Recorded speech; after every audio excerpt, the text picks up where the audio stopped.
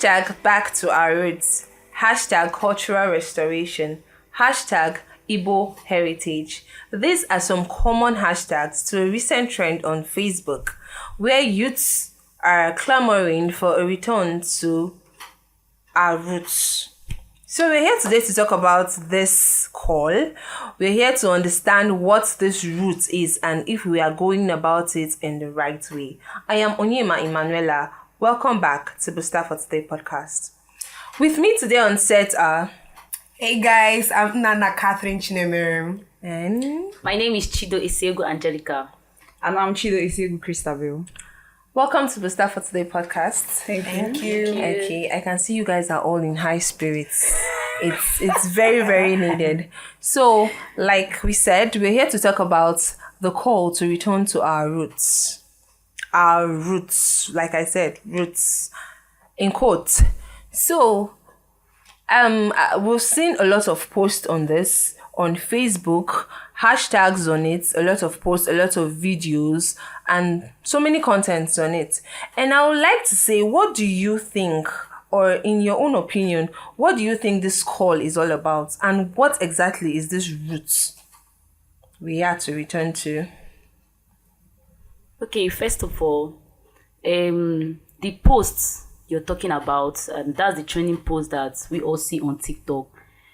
For me, I don't agree with the ideology roots because I doubt that is the roots we all know about, because our roots cannot be diabolic, our roots cannot be fetish. But what they show on these social medias, they are more like fetish things, rituals, and then the main idea there is to get rich quick. Because in roots, there are a lot of things entailed in roots. There's culture in roots, there's language, there are different things. But then the main idea they show us on these social medias are mainly the financial aspects. So it gets rich quick scheme, Yes. right? Okay.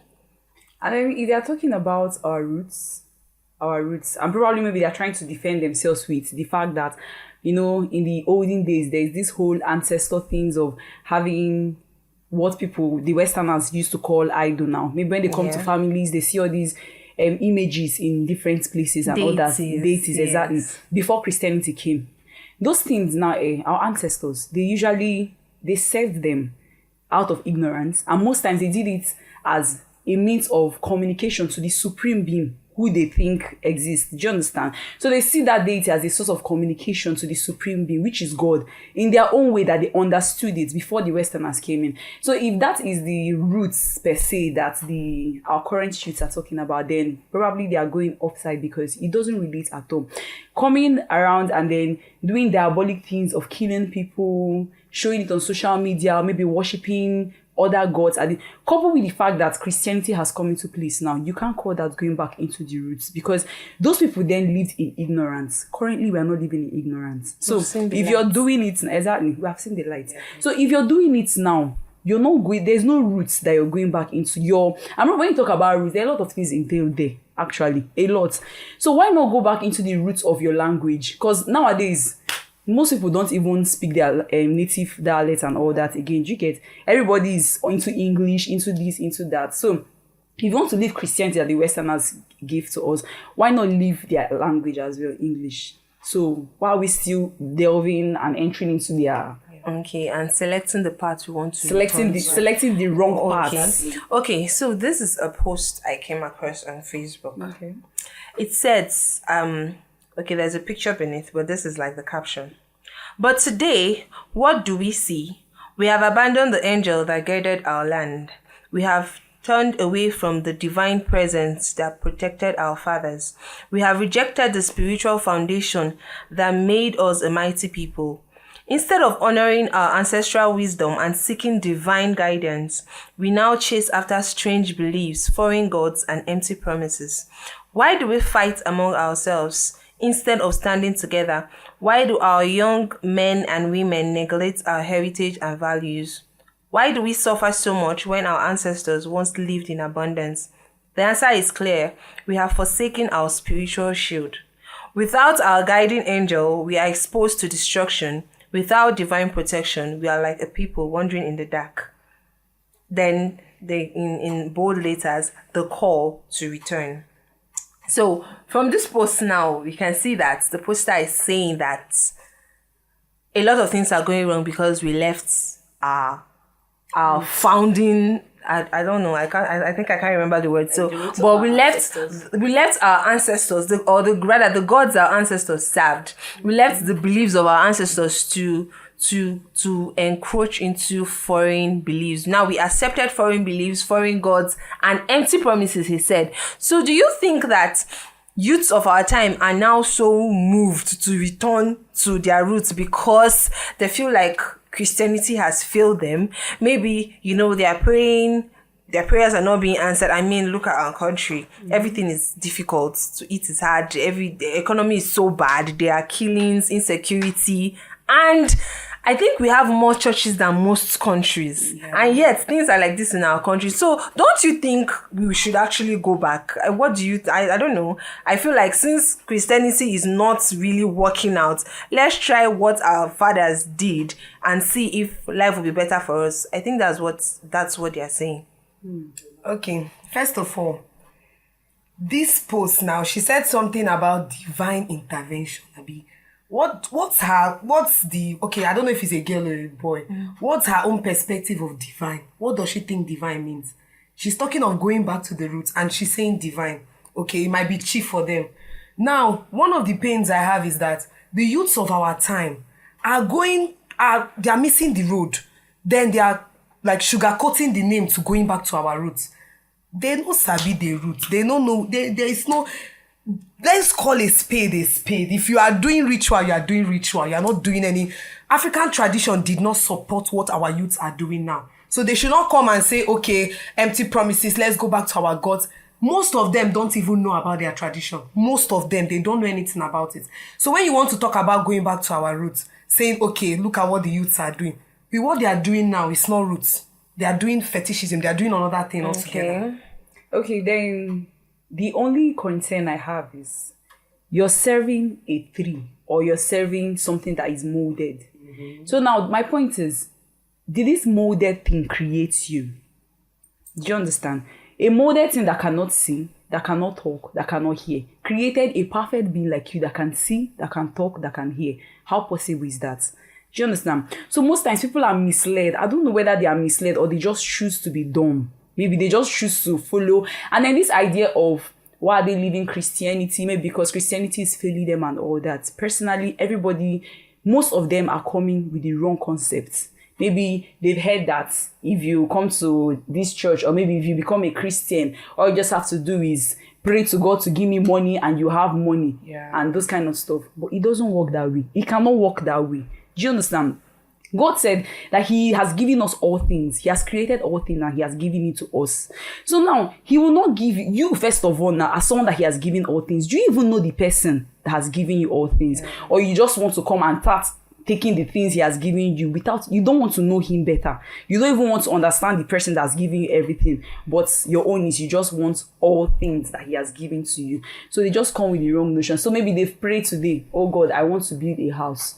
House will not fall from heaven. Yes. And then the house, you don't receive the house. You then run back to an easier source. The source you feel is easy. And then with a shorter lifespan.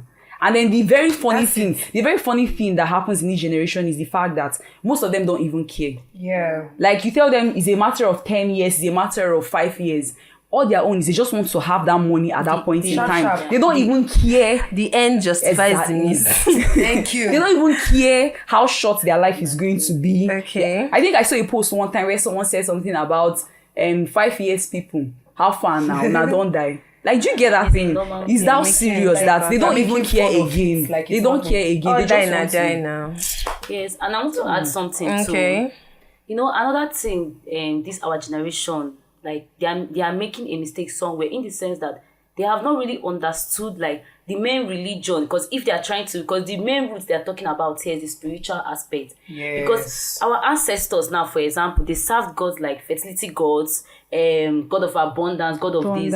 But then you see these gods, they don't still work by magic. They still work by, okay, for example, now if you pray for god of abundance, you have to farm. You don't sit in your home. Yes. And then yam grows from the ground. You get it's when you walk. that God now, he Bless the multiplies. works You of get, he your hand. multiplies the work of your hand. So if you actually like, let's say, okay, if I want to use my normal reasoning now, I will say that I won't really compare though, but I will say these people indirectly were serving our own God, but in their own way, without knowing that is the omnipotent God, because it's not magic. And then in those days too, this thing now they are bringing up, telling us that is the root, is their root, and the rest. In those days, I know, yes, even though I was not there then, but I watch movies, I watch documentaries. I know there was an African magic. I know some of these olden days Asian African magic movies, they actually expose things that happened then. In those days, if your court going to all these water things to do ritual, sacrifice a child, you are being burnt because abolished. Throw it to the evil forest. They throw it to the evil forest because Igbo tradition then they uphold justice. They stand for justice. And then the only difference now between their religion then and now is that our own Christianity now, we are encoded in love. But then if they catch you stealing, your die is die there and then. Do you get? So these people now, they are trying to sugarcoat the evil they want to do, the evil they are doing, and then they are calling it roots. And some people that are not well informed are following the trend without knowing the deeper meaning, I don't know if you get me. Okay. Sorry. In conclusion, I want to throw a rhetorical question to the youth out there. You are talking of going back to the roots. Let's leave the spirituality, because you want to like pose it, and you are just thinking of the spiritual level. Let's talk about our language. Are you also saying, can we go back to the language? Because when you talk of our roots, where we are coming from, it's not just the spiritual activities. There is the language, there is the food. I mean, culture is people's way of life. There is the food, there is the dressings. So when we are, now youth that expose their body online, you will also tell those ones to go back to their roots. It's when somebody that is genuinely serving God, you say, because God is not Father Sharp, I be Professor Duni, that you should not turn and... But if you talk about our roots of dressing, were they really covering themselves? In the olden days, depending on the tradition though, but for Igbo tradition, I know, they were not exposing their body. They were tying wrapper, yes, but you will not see some... I'm talking for the Igbo tradition. I don't know for any other tradition. I've seen my people's like old pictures of great-grandfathers, and I didn't see cleavages and, we, for us, the modern generation, I think most of what we believe to be old in days are mostly what we see on TV as old. Some people don't really have a clear idea or a clear view of what their cultural dressing is. You will ask a person and the person will tell you that olden days Igbo people used to tie to wrapper one up, one down. That's what they told us in Nigerian movie. Yes. And I can argue that what I wear today is more decent than tying wrapper up and tying wrapper down. Don't you think so? They didn't have the colonization we have now. That's the answer. Okay, apart from that, even if they tie wrapper up and down, they were morally guided. Thank you. Most times, you can't be engaged in any intimate relationship apart from your husband, the person you're married to. But then our generation, even with all the covering, they still do worse like things. if you're even a virgin, it's a taboo. If you're okay, yes. But are you saying there were no non-virgins then, or are you saying people did not indulge in those Even if acts they did, then? but they were very few, and it was not something you can openly come out to the public. So what do you think is making it so like, what do you think is making youth of our days so comfortable doing these things? I feel youth of our days are getting very comfortable because everybody's keeping quiet, number one, and everybody's supporting it. So even people that see the things and they know this is wrong, they just keep quiet to it. The Bible will tell you, rebuke what is evil so that others will be afraid. If you don't rebuke evil, other people will think it's normal, and then, do you understand? So even now, the problem we are having now that is giving everybody, like even we Christians, they've joined the trend. They are one of the problems we have now, because if a Christian now might see someone doing something, they know it's wrong, but either just so they will not answer the bad person, or they will not answer holy, you two go church and all that. They will just keep quiet and then accept it. And even most of them join the whole stuff. Did you get that kind of stuff? Are you really saying there's not enough rebuking going around? No because enough. I think you come online and you see, I feel like there is just as much people saying, it's not like these people don't know it's bad. You cannot tell me that you that is going around naked, you don't know it's bad. After all, there are still some people that do it outside and they don't do it in front of their parents because they know that their parents brought them up teaching them that this thing is bad. But they still do it. And then there are the ones that even after rebuking, I mean, I've seen a girl online, she know when they hold one, they'll be like, I will do what I want to do. It's my body. Doesn't that person know it's bad? See, every youth, they sabi. They know it's not ignorant. They just chose to do it. And if you want to choose to do it, it's your pride and your dignity. Over here, we don't do such. So it's a matter of wrong choice, right? It's a matter of wrong choice. Okay. I want to take you back, please. Okay. You said something while you were talking about the correct aspect of our cultural heritage.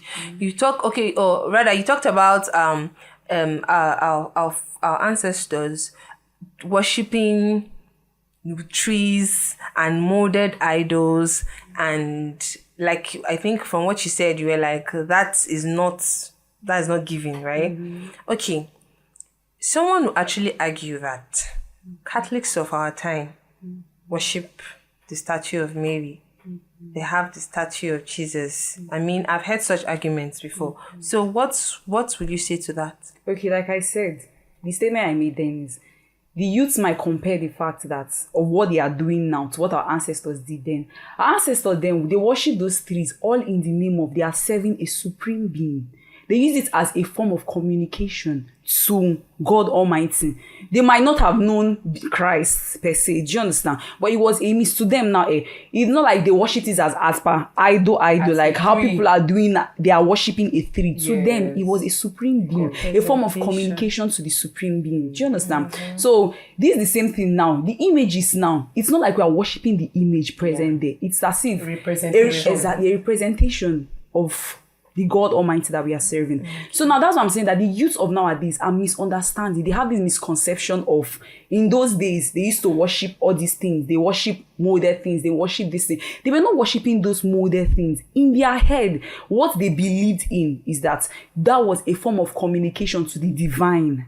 To the divine above. Do you understand? The way you're saying in their head, like somebody from the They sat know. down and told you. Are you sure you did not have a revelation before this episode? Not like a revelation, but we have this kind of communication, my parents, most times. So they tell us things about our traditions and how things were before in the past.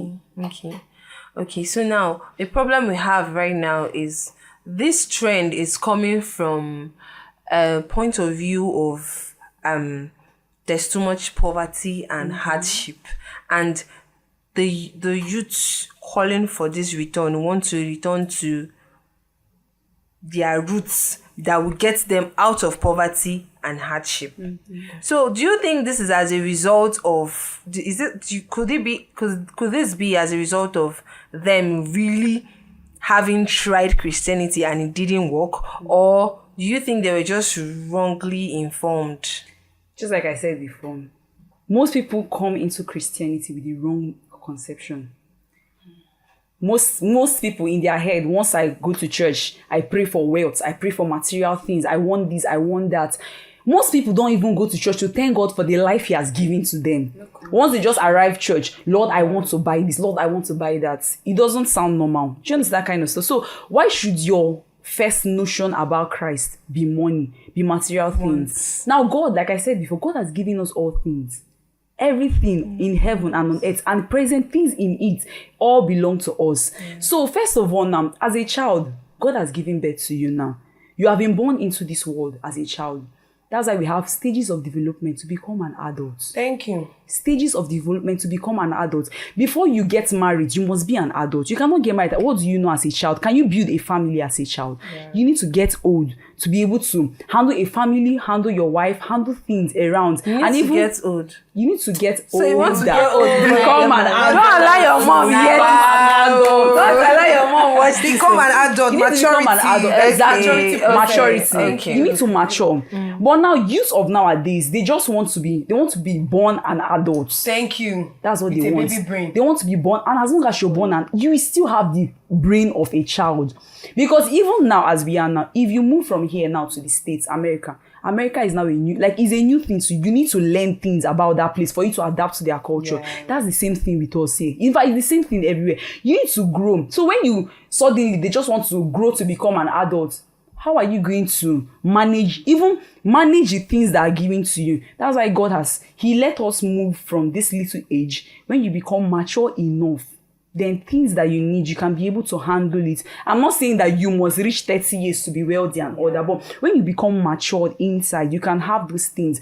But then people don't know, and then most times they just want it at a very young age. You see children of 16 years now, they want to have millions. I saw someone and I told the person, he was saying, tell me how he wants to make millions of money and all that stuff like that. And I was like, so if you find a job of 100,000 naira, you will not. He said that, why should I do that when he can make millions of naira in one day? Can you imagine? This is the life they want. Yes. And you know the annoying part, because due to the immaturity, the same immaturity we are talking about. If you see people like this, they either spend that money in the club, in the bar, with women, or doing things that are irrelevant. If you see real men that made money the genuine way, that understand things about money, it shows.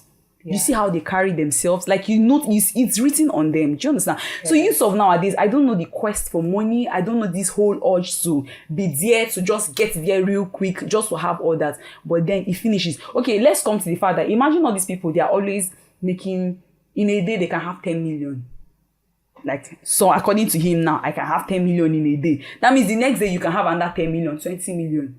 Why are you still poor? Why are you still down there? Why are you not, why would the richest person in Nigeria not change? That be the richest person in the country not change? That's very brilliant. Do you understand that kind of thing? Thank you. But then, to second what she said, Okay.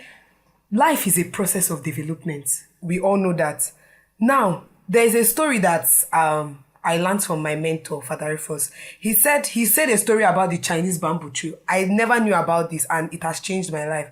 He said the Chinese bamboo tree, when you plant the seed, it takes 5 years to grow a tree. You will not see anything sprouting out.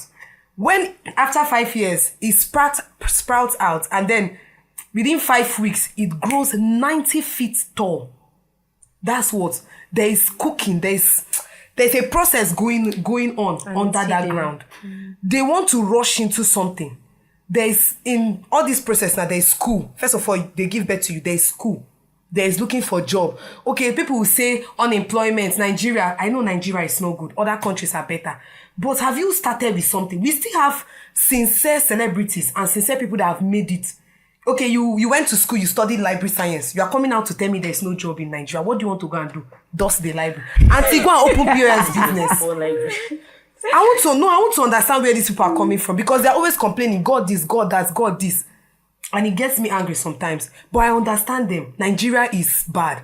Now, when you have come out from school with your library science certificate, you think, how can I be better in this life? Because Nigeria will not give you admission of what you want. That's the situation of our country.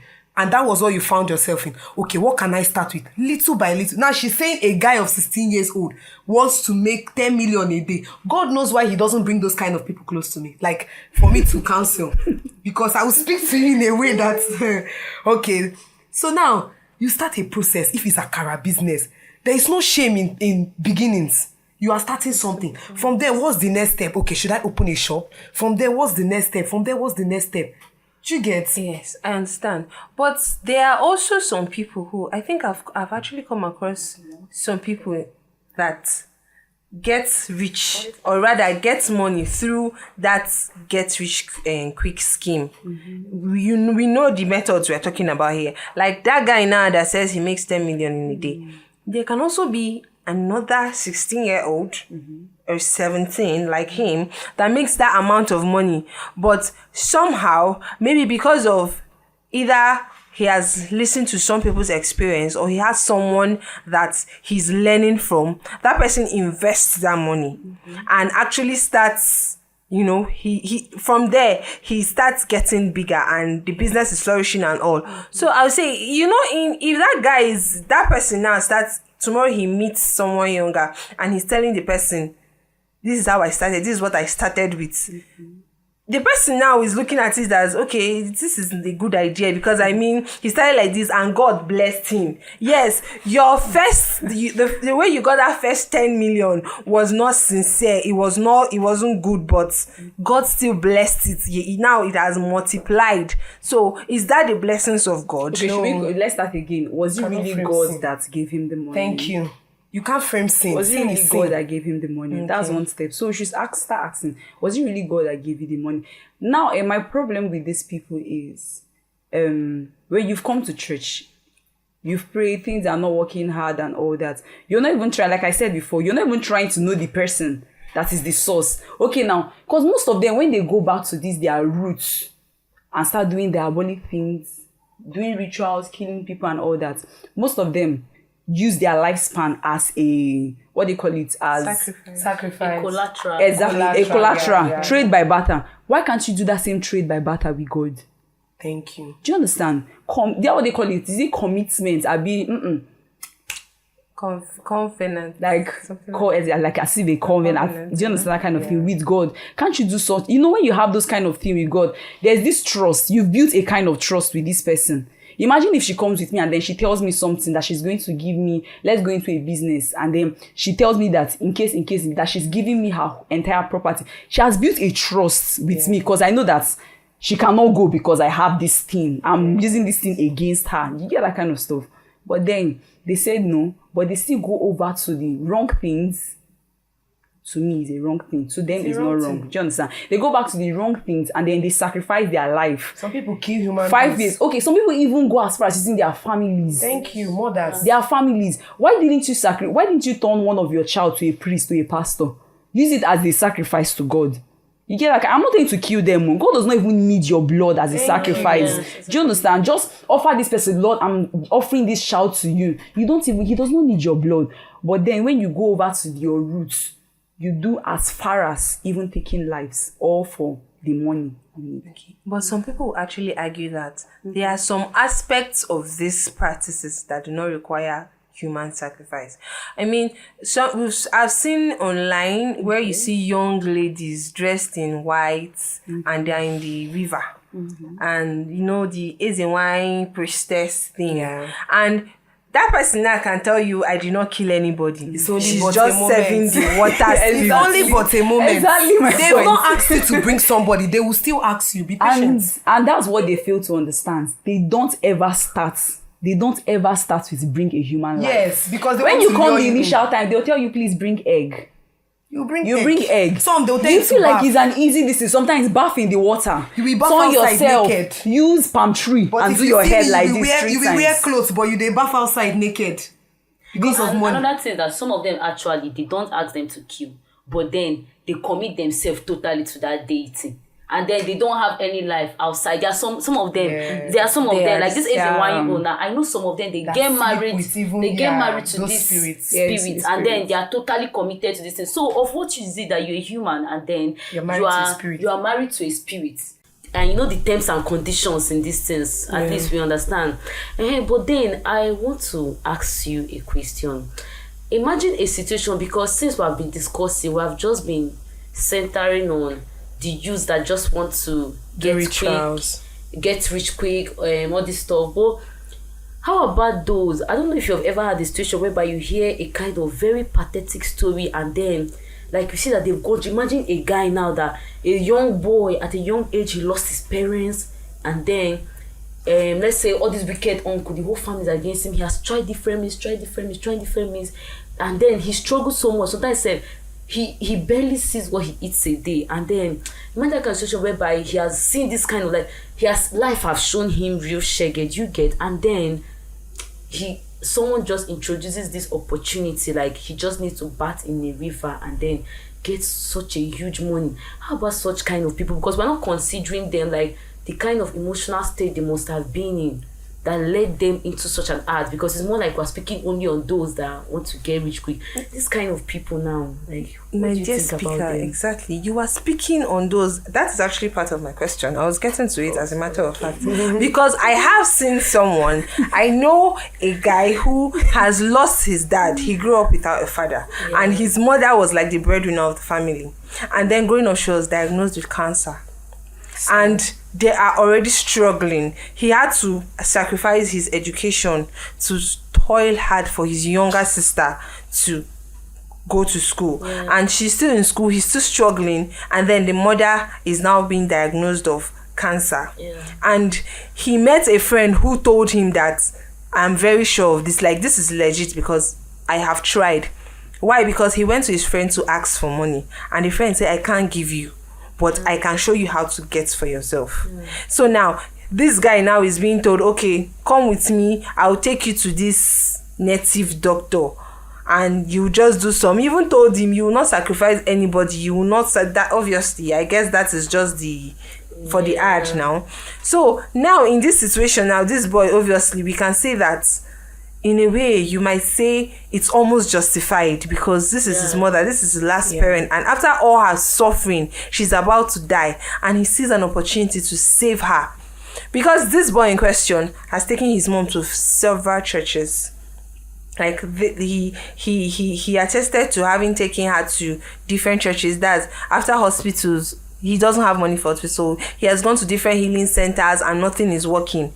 So now he has to go back to the hospital, and the doctor is telling him that this amount will start this particular treatment and you are assured it will work, but it is very expensive. So this boy needs money, and we all agree that he needs money for a just cause, right? So this boy now decides to go to the Dibia and do whatever is involved to save his mother. Is that bad? Don't you think this is actually if that is the route you are talking about, this guy is justified to return to that route, because he will tell you that after all, I've gone to churches and God did not heal my mother. See, that's the thing now. That's one of the one of our problems, the main reason, the thing that is making these youths now go back to this thing, because a lot of them is more like, we believers, we are preaching, but then we are not carrying the should I say faith of what we are preaching. Because how is it that he's going to a church? Okay, even if say their faith could not heal the mom, at least financial support. Why couldn't he get it from the church? Because you see, these are some of the things leading this, because we can't totally judge them. There's something pushing them. Yes, they are wrong. I'm not trying to justify them in quotes. Do you get? But then there is something leading to something. So we need to trace that too. Because some of these people also doing this thing now, this root Clamour thing. If you go deep, many of them, they are not even poor. Not all of them are poor. Some of them are rich, but then it's quest for more.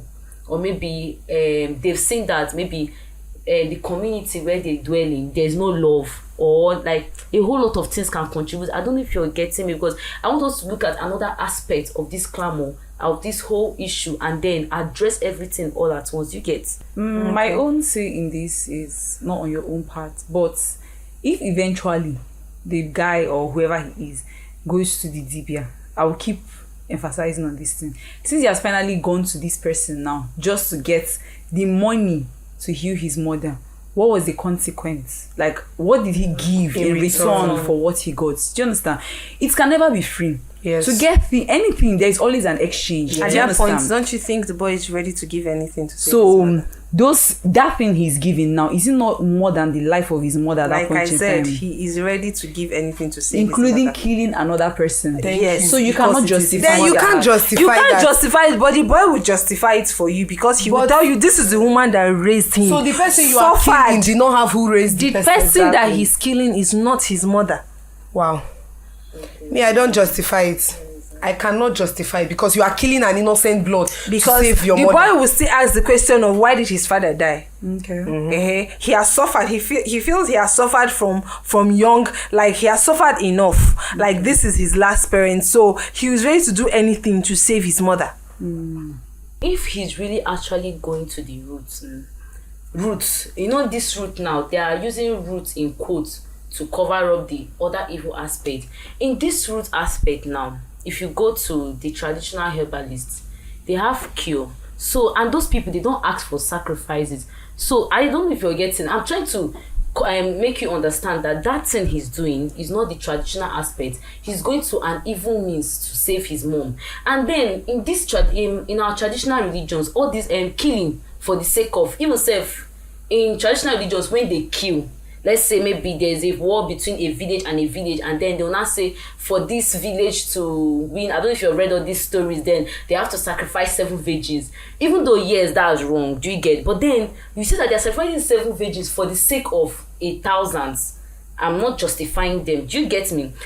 You can't kill someone for just a soul. If they are killing for thousands. Do you get? Just tell you that this guy now, in the aspect of him now saying that, okay, he's going back to the roots to do this, to do that. That's not the route he's doing. He's going to a wrong means to save his mom, of which is in a very wrong way, because there are many other means. If he wanted to, he would have gone to a traditional herbalist. At least I know they are not so expensive, and I don't know if you get. I get your point. What you're trying to say is, okay, there is a general misunderstanding as to what our roots actually is. Yes. And somehow it happens that the hashtag return to our roots is used to portray acts of fetish acts, of diabolism, ritual killings. Okay, and that is not our roots. Yes. That's what we are trying to say now. That is not our roots. Exactly. Okay, I will totally agree with that. Honestly, I will agree with that. Though I still do not agree that that boy will not think he's justified in sacrificing someone to kill his mom. But you know that if he's in those days, if they find out that he killed someone for the sake of his mom, he can be killed too. That is what we are saying. You're talking about in those days. Are you not seeing that right now? A lot of people are doing it because he only found out about this thing because someone else has done it and feels he has succeeded in it. So it is now being promoted, and with it now being a trend on social media, you can imagine how many people will get to hear about it. These days you see these people that even have social media accounts. You see social media accounts of someone, and on the bio you will see DM me on this number to get rich quick. I mean, you see pictures of red candles, you see calories, you see blood stains. I mean, this is digital ritualism, right? So this now is what they are portraying as our roots. This is their way of going back to their roots.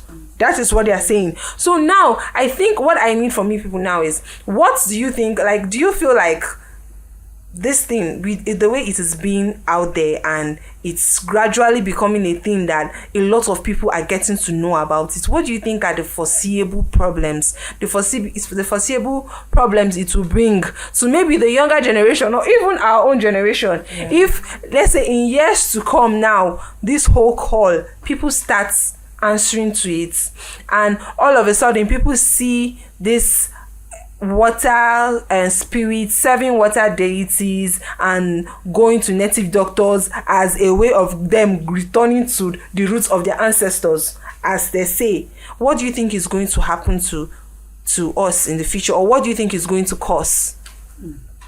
Me, I strongly believe that everyone knows what is good and then what is evil. With the way things are going now, with the way this whole trend is going, if a lot of people should go into that trend, we might end up being in a generation whereby, okay, let me go economical. We'll be in a generation whereby everyone has money, nobody's producing. The whole youths are rich, nobody's producing, nobody's being creative, nobody's being innovative. We are just packing money, and there will be a time like there will be so much money in circulation. I'm not going to spiritual, I'm going to the economic, how it will affect the whole country as a large. We'll give birth to a lazy generation, a generation that does not think outside the box, a generation that is not productive, that lacks creativity, and then like there will be so much bars, so much places of pleasure and leisure, enjoyment and the rest, but then there's nothing for development. They are just growing, but they are not developing, and that's like a decaying generation, and we might even end up going into extinction, because there will be a time when we will start killing ourselves to eat, because there's no food to eat. Where will you purchase from? If everybody has so much money, the honest truth is that the whole world cannot be rich, but then everybody can be able to afford. Like if you go to US, the US everybody wants to run to. If you go to US, there are still poor people there. There are still poor people, but they can feed. But the problem we have is that some people here, not like they can't feed, but then they lack contentment. There's so much peer pressure. Everybody wants to be like this. I don't know if I should say that the social media that was brought to us has has turned us into, have become foolish to it. Well, yes. Whereas the people that even brought it to us, they are still smarter than us. They are looking for ways to develop more. It's only in Africa that you hear people saying roots, go back to this, go that. Whereas you are using roots as a cover up, which is not the actual thing. So you see that we'll give birth to a decayed generation, a dead generation. We'll just go into extinction. That's like, it's a big challenge. If you ask me, I feel like the world that we're going to create is a life without Christ. A life totally out of Christ. If this trend continues, if it continues at the rate it's going, that even just if you're where I'm coming from now, if you're passing there, you see signposts of native doctors with their stuff and all that, phone number, call for your waist beads, for your creams to rub, you get a favor, this thing and all that. Yes. If things continue like this and it keeps becoming very rampant at this rate, everybody will forget Christ. People will forget. Even some people that are in Christ will even fall out of Christ, all because they want to follow, like, if it's working for this person, why not follow this trend? And then we start living in a life, in fact, in a world of darkness, because a life without Christ is death, is as good as not living. So that's one of the greatest fear. Living, in fact, that's the number one problem.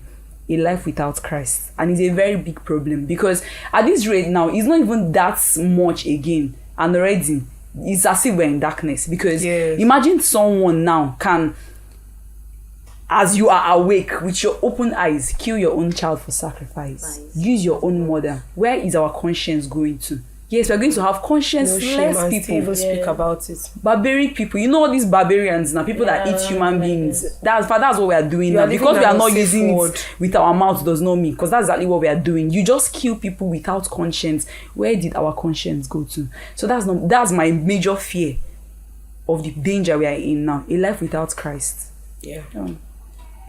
Another thing, that a life without Christ is very dangerous, because the main gospel message that Christ came with is the message of love. Because when Christ came, love prevails over justice. Love prevails over all. So you see now, imagine a situation whereby this Christian, the whole Christ thing goes into extinction. We'll be very endangered, because you now see people normalize killing. People normalize. Imagine a young guy, he kidnaps somebody, butchers the person. I know. Even in some parts of Nigeria, things like that are going on. Like they basically kill people, and it's nothing to them. And it's nothing. Sometimes they video it even though they don't show their face. And you see it everywhere in social media. That's very inhuman. And then you're saying you're going back to the roots. The root loves human nature. Human nature, like it's pro-life. Okay, not really pro-life. Like say, root is humanistic, even though yes they do justice, but then it's not so evil as it is. Do you get? So a life without Christ, it will be very, very, very, very dangerous. Catherine, do you have anything for us? Maybe because it doesn't have to do with cancer. I see what you did there.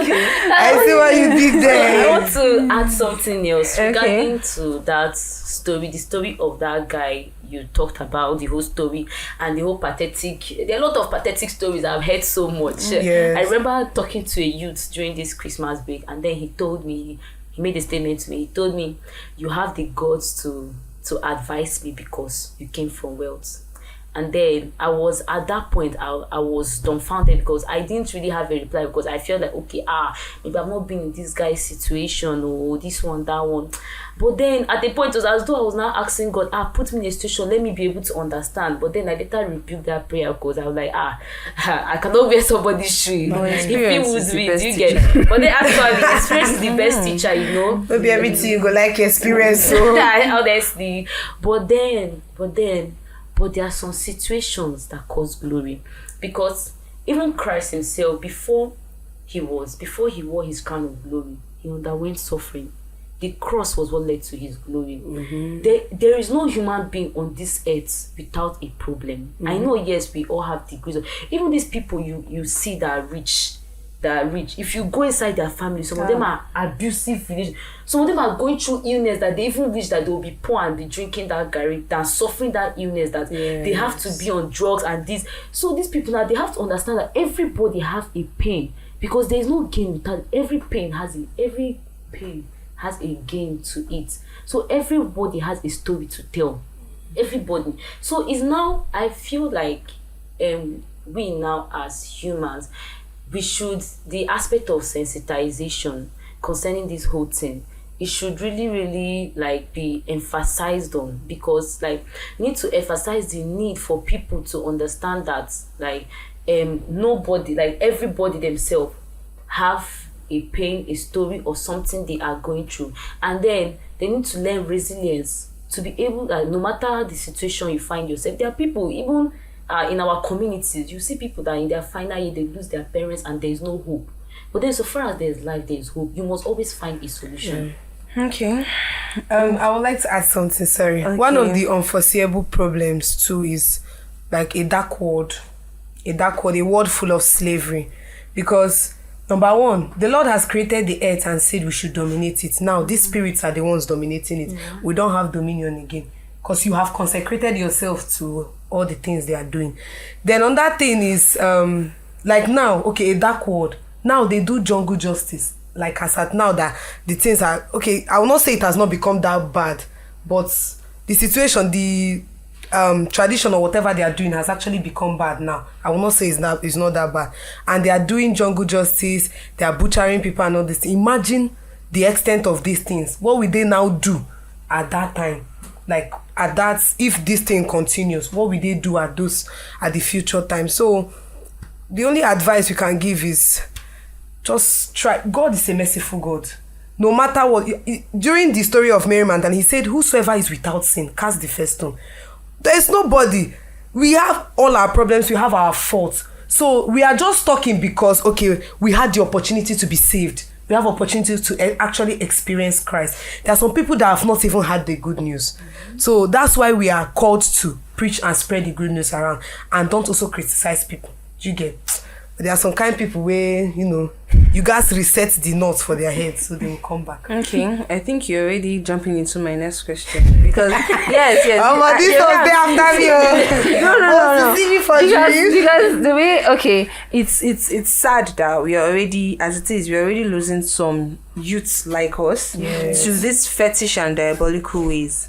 So what do you think is a long-term and short-term solution? Like, what are we to do now to like let them know that because this thing is happening in the name of returning to our roots.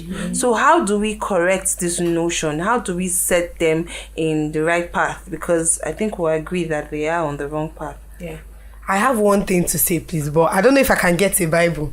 Can I get a Bible? Okay, thank you so much. The number one thing I will say that is the solution to any problem and anything is Jesus. For this reason, the Son of Man came down to earth, left his glory above, and he died for our sins. Why I will first of all say that Jesus is the reason, because there is no life, there is no life outside Jesus. There is no life outside Jesus. Please, can you just help me? Which verse? Hebrews chapter 10. So I will say the first solution is actually going to Jesus, because the one person that will not criticize you no matter what you have done, no matter the amount of people you've killed or whatsoever you've done, is Jesus. Man might criticize you because they might not really understand what you're going through. As you said now, this guy had to, he was ready to kill somebody for his own mother. So man might not really get your pain. Like me now, I was actually angry. Why will you want to kill on that soul? But nobody will get what you are going through. But it's only Jesus that you can go through and will not criticize you. Hebrews chapter 10 verse 1 says, for the law, having a shadow of the good things to come. All this tradition, all this religion, the former religion that was there, the laws, the Israelites, all those traditions they were doing, having a shadow of the good things to come. The good things to come is Christ Jesus, and not the very image of it. That's why she said they were using this tree or these images as a representation, not the very image of the things. Can never, with these same sacrifices which they offer continually, make those who approach it perfect. It can never. Why do you think Jesus had to come? He now came down to say, for then would they have not ceased to be offered. If they could make people perfect, they will not cease to be offered. For the worshippers, once purified, would have had no more consciousness of sins. But in those sacrifices they make, there is still a reminder of sin every year. For it is not possible that the blood of bulls and goats could take away your sins. He now said, therefore, when he came into the world, he said, sacrifice and offering you did not desire, but a body prepared for me. All Jesus wants is you. That's why he created you, for communion. That's why people say, I'm asking God. A prayer is a communication. You speak, he speaks. That's the thing. So the first solution to any of these problems is go and meet Jesus just as you are. Tell him, try it the sincere way, not that somebody told me. I used to tell people the best way to experience Christ is by encounter. Pray for an encounter, a personal encounter, because you never understand. I'm saying about Christ this much because I have encountered him, and oh, what a wonderful thing it is. So I would like to also put it out there that one of the best solutions to all these things is, first of all, evangelism. Let people know about Christ, the word. Let them know about Jesus, because he is the only one friend who will never fail them and will never criticize them. And when they go in him, their sins are washed away, like cleansed from. He doesn't go back to what they've done. They are all cleansed. And that's a safe life. Then you start to plan your life and everything with Christ. Okay, and then for me, some of the, or rather the most deadly people we even have, say, are even the people that are, should I say, they're already in the church that eventually even turn into this whole so like tribal those that stuff. have Exactly gone that to way. Christianity, I feel like they have tried Christianity and it did not work for them, and they went back. Exactly. So my own, I feel like probably should I say is a long-term something. I think, should I say, I don't know if I should call it evangelism or if I should call it a one-to-one encounter with these people. And then, because if you check in the Bible, there were a lot of places, most of people in the Bible, actually, their mode of converting people was face to face. Unlike now that most times the highest form of, we have priests, we have pastors, we have, the amount of people now that talk about God, they are more than even the people saved that are even going to the church. Do you understand? They are more. So imagine if we have 1,000 people that have actually seen Christ, experienced Christ, that know Christ. I'm not talking about church goers. I'm like 1,000 of them that have actually seen Christ. Pick 1,000 people each of you, one person each, and focus on that person. Like, if you check Jesus now, he sat down with the sinners, Gentiles, exactly, on their table. Do you understand? St. Paul made a statement about when he said, when he's with the Gentiles, he acts like the Gentiles. When he's with the Jews, he acts like the Jews. Why? He's not doing that. According to the last statement he's made, is not because he does not believe in Christ, but it is a way of winning souls back. Yeah. Do you understand? So when you're around, you can come around these people. Because one of the problem we have is isolating them as well. Yes. Do you understand? That is the way everybody, you just, and you push them away, and then I don't even care. I beg, these people know, I'm a child of God, and you keep watching souls go. You yourself as a Christian, are you doing the work God called you for? Because you yourself, St. Paul said something that you yourself, you were once like them, but you have been saved. I'm so sorry I'm not bringing the Bible verse for you people. But this statement he made, you yourself, we were once like them, but we have been saved and we found in Christ. So nothing actually gives us the right to judge people like that. Do you understand? All we have to do, for you to even have the right to even judge themselves, is for you to move into this whole encountering these people. Talk to them. Some of them need this kind of conversation face to face. Ask them, talk to them, what's going on. Some of them, if you meet them like this and actually speak to them, they will turn back. And not just talking to them and just leaving them. You need to follow them up. A personal follow-up. So imagine if we have this amount of, other than staying in church and then wait for them to come to church on Sunday, they pray finish on Sunday, they go back, whereas their heart is far from God. Their heart is far from Christ. That's the problem we are having. Most of people coming to church, their heart is far from Christ. Everybody is going to church, a religion. My religion, forgetting the essence of that religion is Christ himself. And if you have not seen Christ, if you don't know Christ, it's just a matter of, and you disappear from the same Christ that you think that you've been serving since. Because someone that is really in Christ will not easily fall off. If you have really experienced Christ, you cannot just jump out of the church like that, because you know what you gain from Christ. You know what you are experiencing from Christ. So this whole, I feel like a long-term thing is, we should try everybody, as long as you believe. It's not easy. Me myself, I'm not doing it, but evangelism, real evangelism, Yes. not this Megaphone. and you're Compound talking on to zero. compound. Everybody will sigh and go. Yeah. Even if it's one, if you can even save a soul from your family, That's just a soul from your family, you've done a lot. I mean, the Bible said that in the heaven rejoices, Yes, even for this for one your soul that soul. has been saved, just for that one soul that you saved. So I feel like it's a very important aspect of our life, very, very important. And then, like I already talked about the part of Jesus now, how he dined, and they made statements about him that why should he be dining with sinners? Yes, So he people has not come to criticized call. him. He did not come to call us now that Thank say we you. are Christians. He has come to call these Sinners to sinners. That's his repentance. essence on this earth now. So us as Christians, we should take it as a duty. I'm talking to everybody, whether pastors, priests, as many as we are. Even us that feel we have actually seen Christ. It's a that. work for us too. When you see such people, follow them up. There's a way you talk to someone and they will actually not know someone cares. because at most least. of them go to church. Exactly, most of them go to church. At least if they see you talking to them, they see you're in their shoe, like you're talking one-on-one to them, they actually understand their experience. Do you understand? You will actually, and they see that there's a way you follow somebody up, and then this person will actually move according to your own. I want you to clarify something for our viewers, because I know a lot of confusion will arise from what you just said, but I understand you. I just want you to clarify it. You know, you said you act like St. Paul said, act like them, just to preach to them. I want you to clarify, because the Bible also said in Psalms and other places, he said, blessed is he who standeth not in the council of the ungodly, or seated in the seats of the scornful. So I want you to clarify that point. Even he said, don't, you know, people used to say the popular word, don't join the crowd. If you cannot beat the crowd, run away. Don't join the crowd, or those things. So just clarify it for them. Following sinners doesn't mean them now eating you up. Do you get? Okay, and then talking about you, the Gentiles acting like them does not mean you should, if someone is fornicating, you join them and fornicate. Thank you. The only thing I'm saying is you should not condemn them publicly. That's just don't condemn them don't go around condemning them as in you did evil and then God punish you and all that. Do you understand? You can work with them, following them up, because some people they are down to that extent that even these people, they cannot even greeting them on the road is like a taboo to them. Do you understand? They don't even want to associate. Exactly. They don't even want to associate with you at all. Do you understand? Okay, so if I understand what you mean, you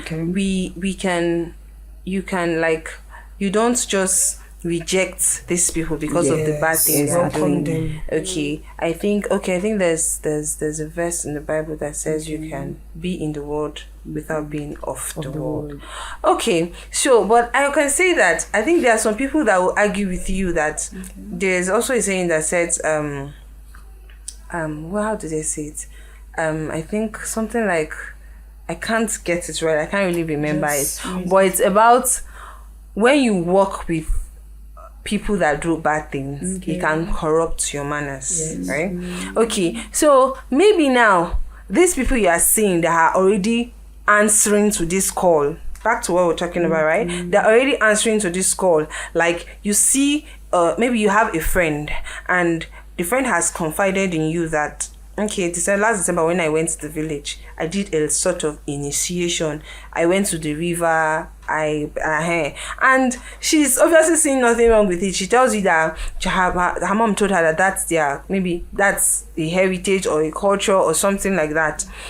You now, okay, like from what you said, you have to accept this person and see that the wrong the person is doing does not make the person totally, you cannot just totally condemn the person.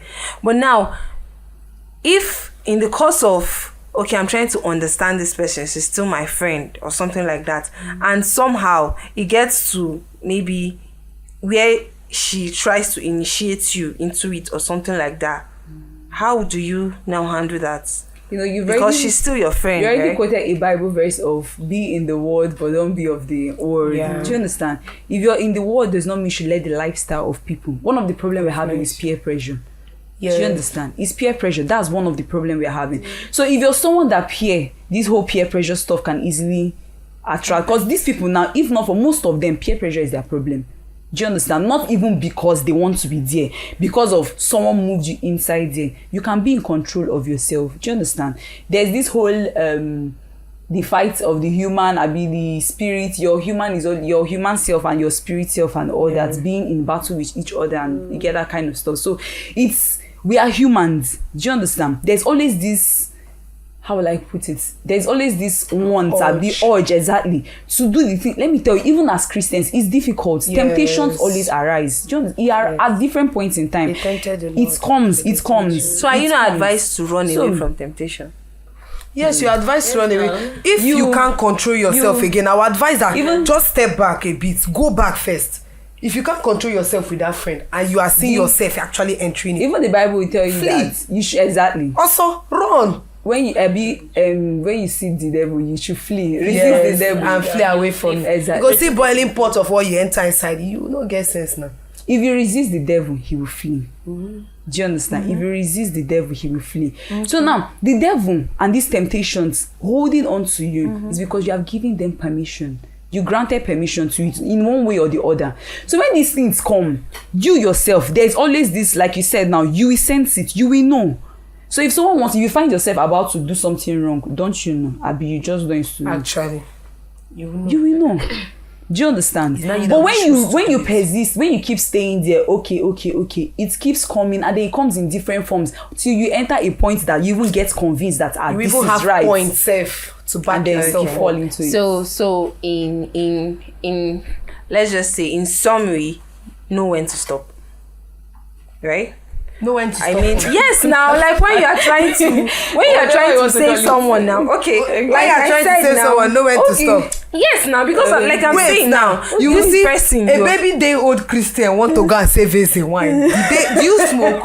It's not about before you want to save somebody, you will know the kind of capacity you have in Christ. That's the thing. And the person you are going to save, because your head is also at stake. You feel do one, they will slap you out and you will go back with madness. So you have to know, who am I going to save? This one I've actually dealt with human blood. You might be the next. Okay. And then you're not coming with your human self. We're making it look like you're doing this work with your human capacity. Yes. For you to be in Christ, you have someone backing you. You're moving with someone, which is Christ. Do you understand? And the Holy Spirit. Thank you very much. So when you're doing this work, you have prayer backing you up. You have, in fact, you have everything. You have God backing you up.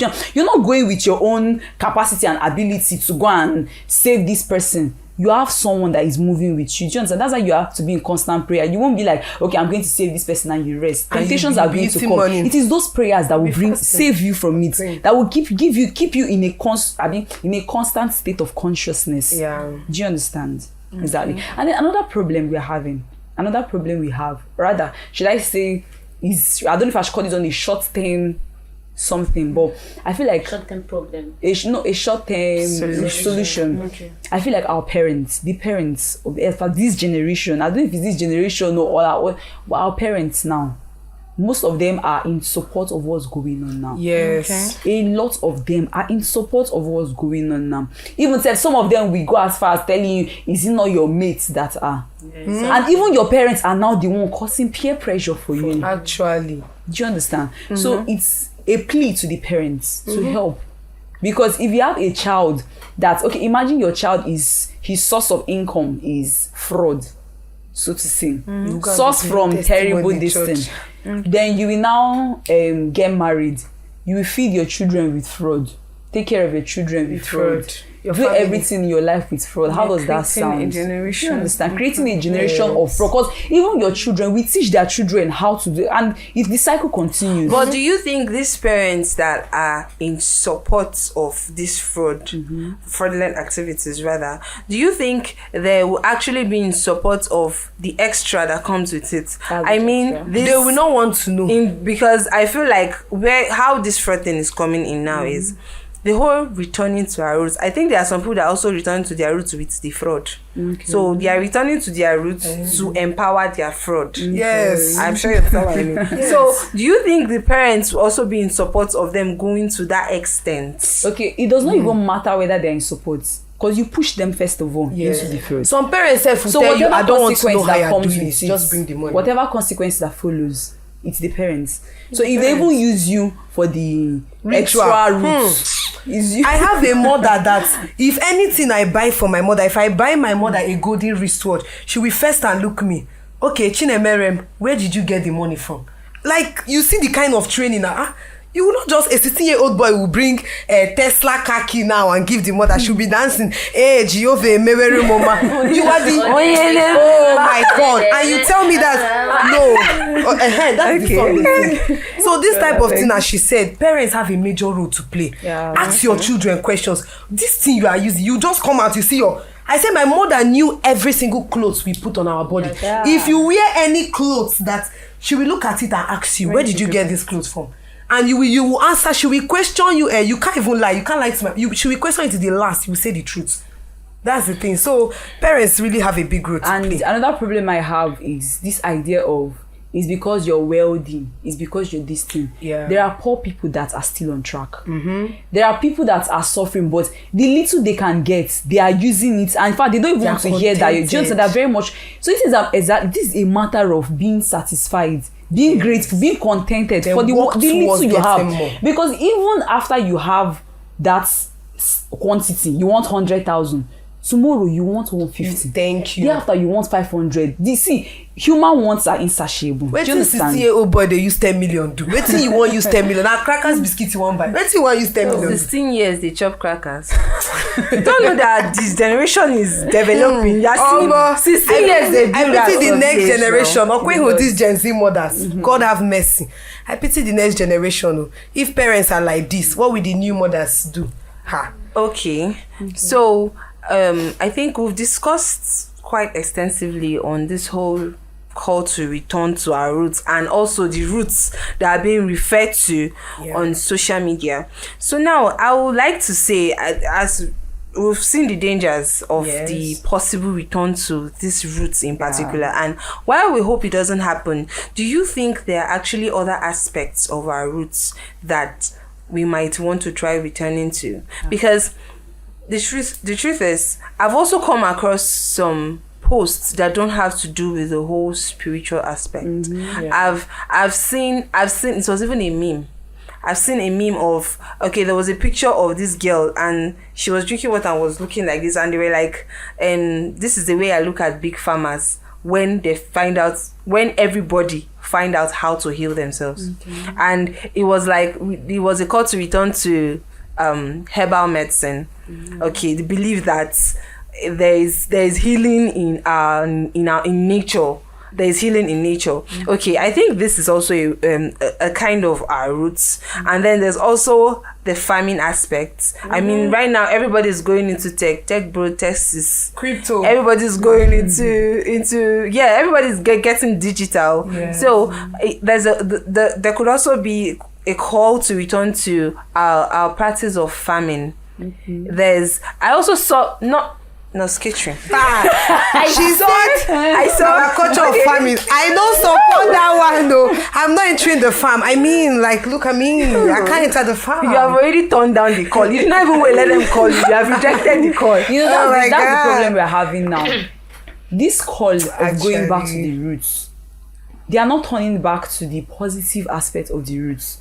It's basically the negative Thank part. you. What happened to farms? But I won't call it the roots because it's not the roots. Yeah. Do you understand? But do you think, because I feel like farming is actually kind of part of our ancestral heritage, which kind is the positive part. That's so why are they not going back? Why are they not going to? Okay, no, that's the question. That's the question now. So so what you're saying now is that is actually not a bad idea. It's not a bad idea. Okay, why not? You can't escape this. I have a question for you. I saw one. Okay, you know what a doula is, right? A doula? Yes. No. Just brief explanation. Okay, it's a traditional. It's a human being. It's actually a name for a human being. Like you're a nurse, someone is a doula. It's like a traditional. I would like her practitioner. Traditional. Like in the olden days, when women were yet to go to the hospital for childbirth, when they were still giving birth at home, you can be aided by a doula. That's what they call them. So you stay at home and the doula helps you. So now I've legit seen a post like, let's go back to that method of childbirth. The person said that the person is like, that's another question to ask. Is she a midwife?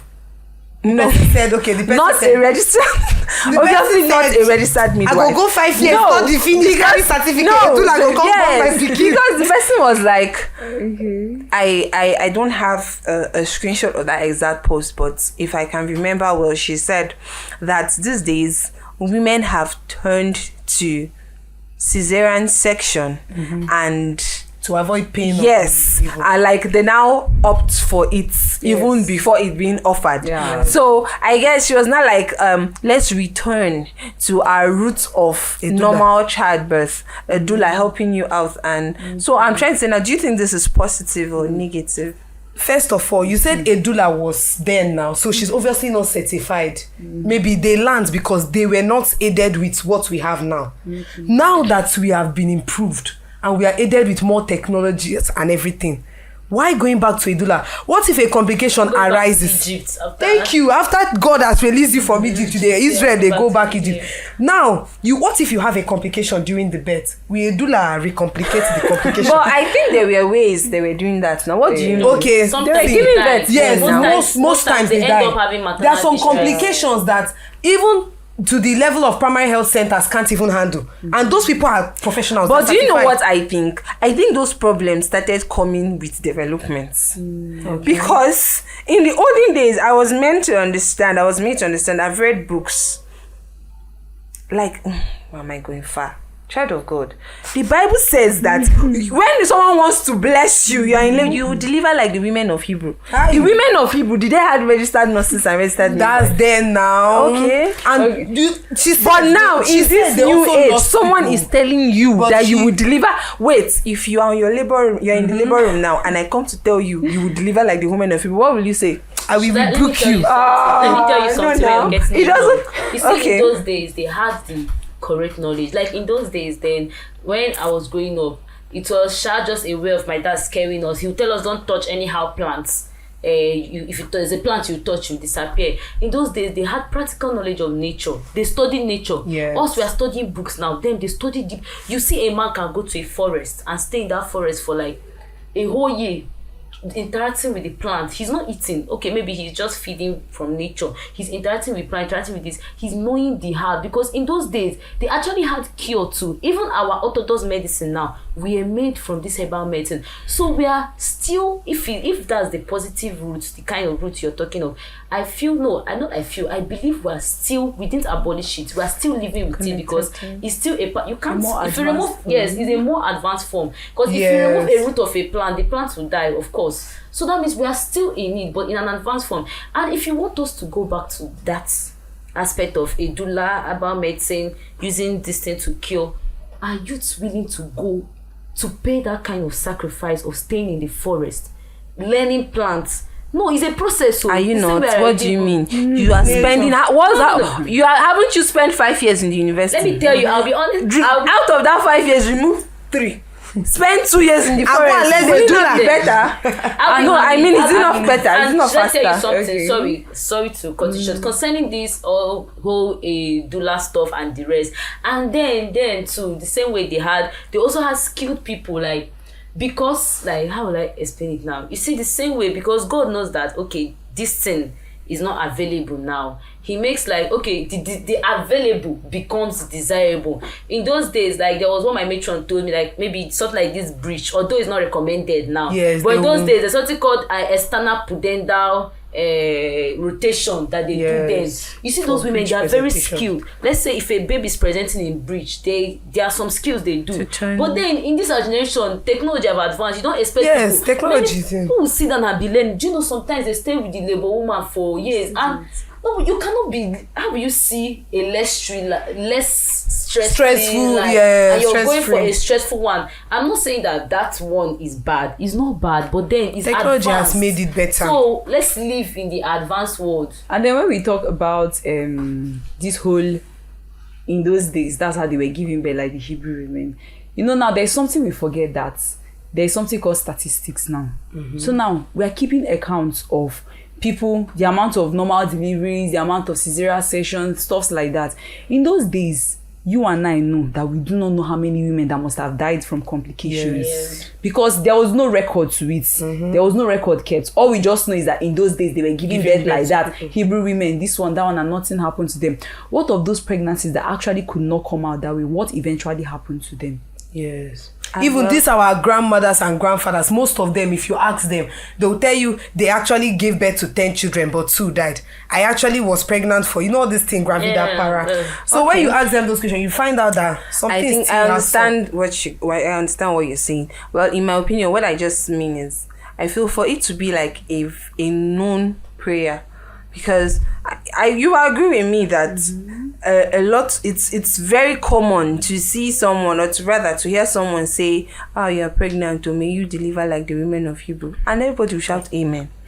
So I mean, for it to be such an effective prayer, I feel like the women of Hebrew delivered. Yes, so that's and don't forget another thing, that the women of delivered Hebrew, in their own method. There's a epidural. People are forgetting that these women of Hebrew, they had like a blessing from God. I was waiting for that. Yes, they had a special grace from God, and that was the grace that led them through. Okay. I beg, there's epidural now in technology. You go and calm down. Outside. Excuse me. They go and you check first the white. of all Nobody tell us what is epidural. Okay. We did not go to Nobody school.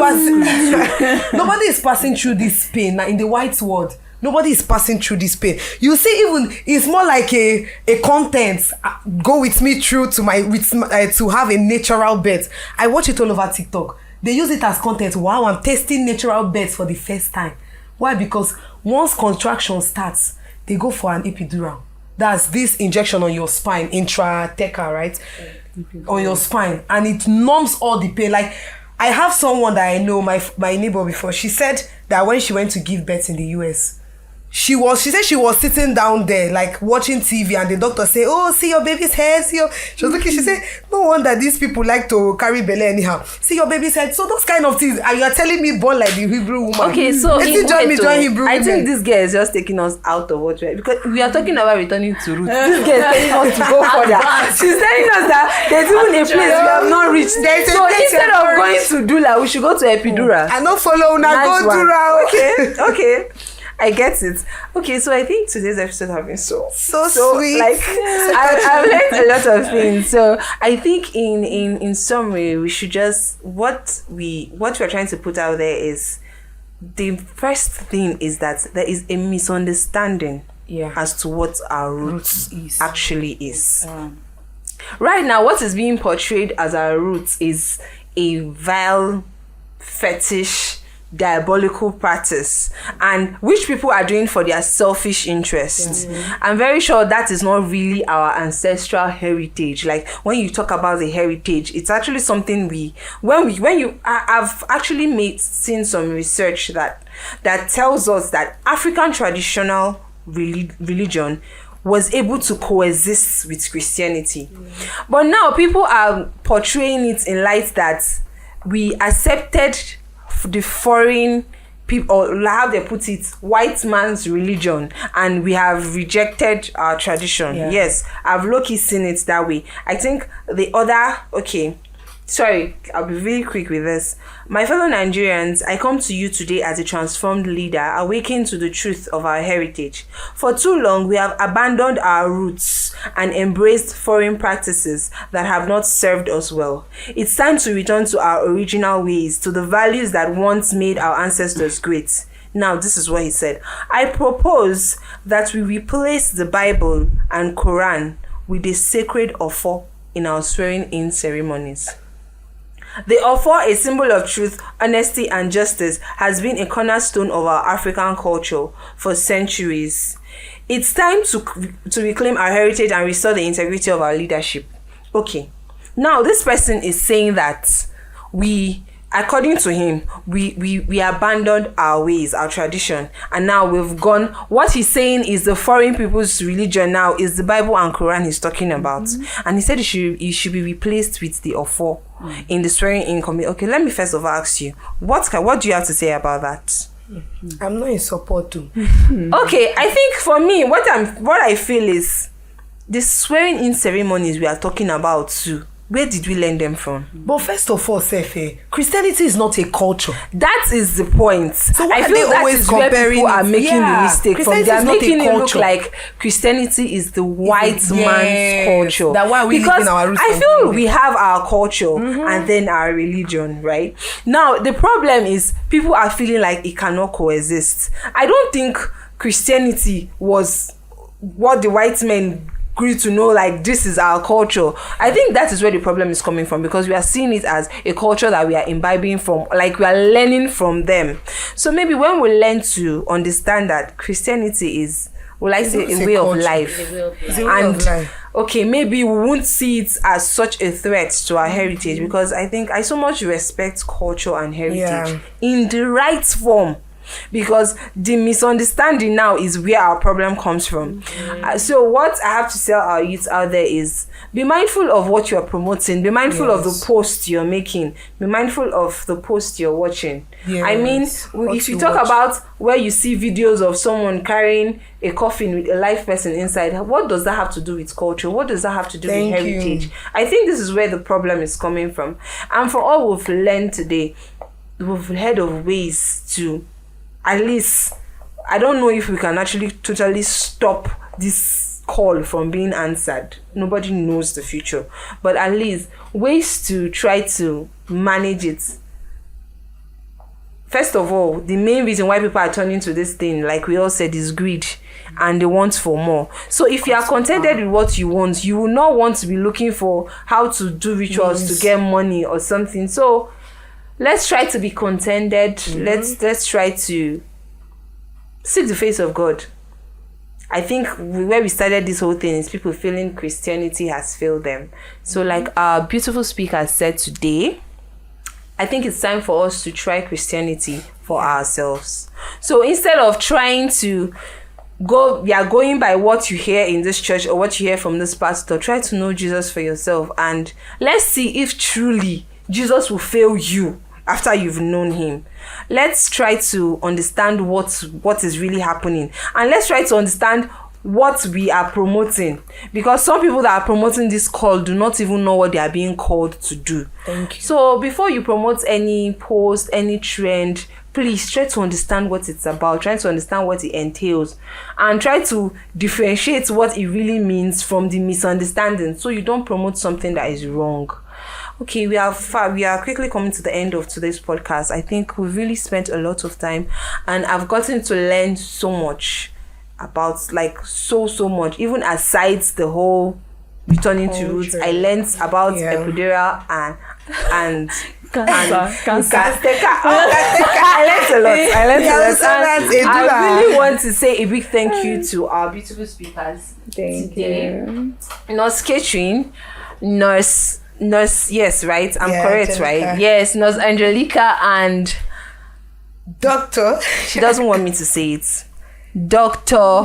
Christabel, thank you so much for joining us today. We are really grateful. And this is a little thank you from us to you for being part of our show today. I'm sure our speakers at home have learned a lot, have gotten to know more about some things. So we've come to the end of today's show. I want to say thank you for joining us. See you same time next week. Thank you, guys. Bye. Please don't forget to like, subscribe, and share. Of course. Thank you. Don't forget to spread love. Yes, so Christ is our solid foundation. love you guys. Bye. Peace.